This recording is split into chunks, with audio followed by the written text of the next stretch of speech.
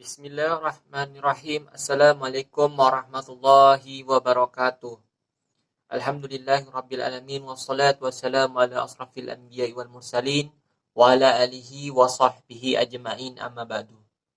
Alhamdulillah, puji syukur kehadirat Allah Subhanahu wa taala yang mana pada kesempatan kali ini saya dapat menyampaikan sebuah materi pembelajaran dalam rangka memenuhi tugas daripada mata kuliah Filsafat Hukum Islam. Seiring dan salam tak lupa kita haturkan kepada junjungan kita Nabi besar Muhammad SAW beserta keluarganya, para sahabatnya dan pengikutnya. Semoga kita semua termasuk hamba-hambanya yang taat, yang berhak menerima syafaatnya kelak di yaumil akhir. Amin ya rabbal alamin. Yang kedua kalinya yang terhormat kepada Bapak Hervin Yoki Pradikta, MHI, selaku dosen pengampu dalam mata kuliah Filsafat Hukum Islam UIN Raden Intan Lampung. Sebelum menyampaikan presentasi pada kesempatan kali ini, izinkan saya memperkenalkan diri. Nama saya Nolan Arbi dengan NPM 2021020214 dari Prodi Hukum Tata Negara kelas A UIN Raden Intan Lampung. Baiklah, adapun materi yang akan saya sampaikan yakni terkait bangunan hukum Islam di Indonesia. Yang mana materi pertama ialah tentang Divine Law dan Man-Made Law sebagai teori hukum. Yang mana hukum Islam dikategorikan sebagai Divine Law karena aturan-aturan yang ada di dalamnya dibuat langsung oleh Tuhan untuk mengatur kehidupan manusia di dunia. Bila kita perhatikan pengertian yang telah saya sebutkan, menempatkan hukum Islam sebagai entitas yang murni bersifat top-down dan melepaskan aspek-aspek historis sosiologisnya. Sebagaimana yang dapat kita pahami pula dari kalimat berikut ini, bahwa konsep hukum menurut usul fikih pada dasarnya terletak di atas pandangan bahwa hukum itu bersifat keagamaan. Sejak periode paling awal sejarah Islam, hukum telah dipandang sebagai keluar dan merupakan bagian dari syariah.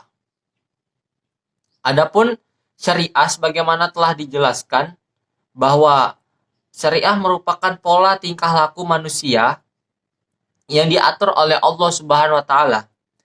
Yang mana konsep hukum seperti itu sejalan dengan pandangan bahwa hukum itu harus bersumber langsung atau tidak langsung dari wahyu Tuhan, yaitu Al-Quran, dan penjelasannya dari Nabi Muhammad SAW yang disebut dengan sunnah. Bila kutipan yang telah saya bacakan dikaitkan dengan politik, maka itulah yang disebut dengan nomokrasi negara Islam.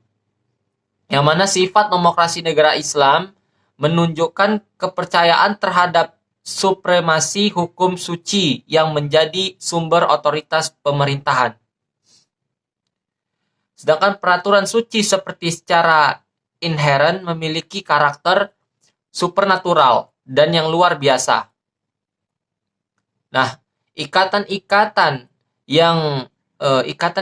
penyatuan antara agama dan negara dan supremasi hukum suci ini berasal dari kehendak Tuhan secara bersama-sama menegakkan kembali kewajiban setiap hamba untuk taat kepadanya. Pada kenyataannya, hukum Islam merupakan perintah Tuhan dan karenanya bersifat mengikat sebagai sebuah cita-cita agama yang berbeda dengan hukum buatan manusia atau yang disebut dengan Man-Made Law. Dan juga dianggap sebagai fenomena sosial yang tunduk pada kebutuhan manusia dan nilai-nilai. Karena alasan itulah hukum dalam pandangan pemikiran-pemikiran Muslim pada kenyataannya bukanlah termasuk kajian yang independen dan empiris. Sebagai implikasi dari kedua faktor tersebut, yakni sifat sucinya dan ikatan yang kuat dengan tradisi-tradisi lama, hukum Islam berkembang menjadi sebuah hukum yang statis yang bisa dianggap menjadi penghalang bagi terjadinya perubahan.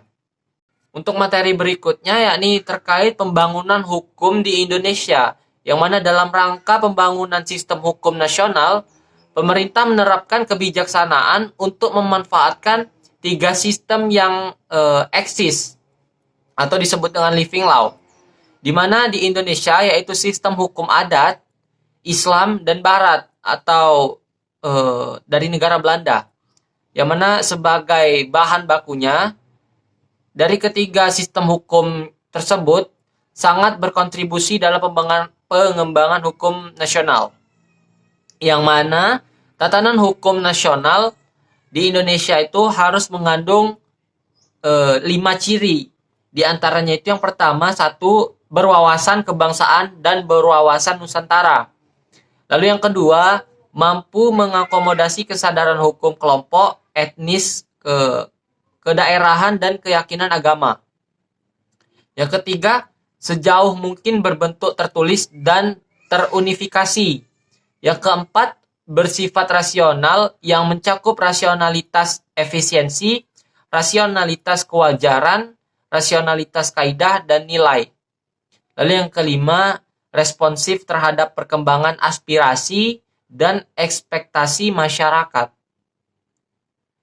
Lalu terkait perkembangan hukum Islam di Indonesia yang berbentuk sarana dan prasarana, berdasarkan penjelasan yang telah saya sampaikan bahwa tampak sekali dalam hal penetapan kebijakan hukum di Indonesia, pemerintah telah menjadikan hukum Islam sebagai bagian dari hukum nasional. Yang mana kondisi seperti ini tidak semata-mata terjadi di Indonesia, tetapi terjadi pula di negara-negara berpenduduk Muslim, baik yang memiliki konstitusi Islam maupun yang tidak memilikinya. Sebagai sebuah sistem hukum atau bagian dari sebuah sistem hukum, ia mempunyai teks tertulis dalam bidang-bidang yang dicakupnya, memiliki lembaga peradilan sesuai tingkat-tingkatan yang diperlukan, dan mempunyai alat penegak hukum untuk menjalankannya. Baik teman-teman sekalian, kiranya cukup sekian materi yang dapat saya sampaikan. Lebih kurangnya saya mohon maaf. Saya akhiri. Wassalamualaikum warahmatullahi wabarakatuh.